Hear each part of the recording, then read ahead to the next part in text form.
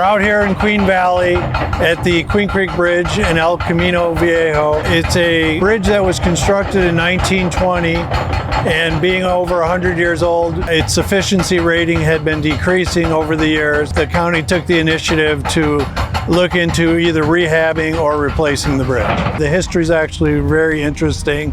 It was one of 4 Luten Arch Bridges constructed in the county. The county did its best to salvage this bridge, but being 100 years old, to get the bridge to meet current safety standards, load rating, just the width of the bridge able to handle everyday traffic was not financially feasible.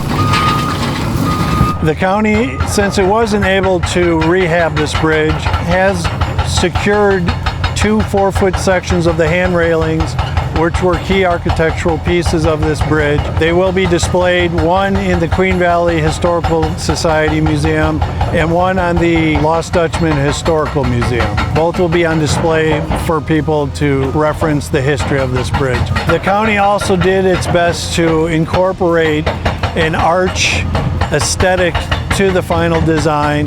From a distance, when you look at this bridge, you will see a subtle arch that was intentionally put into the design to resemble the historic bridge.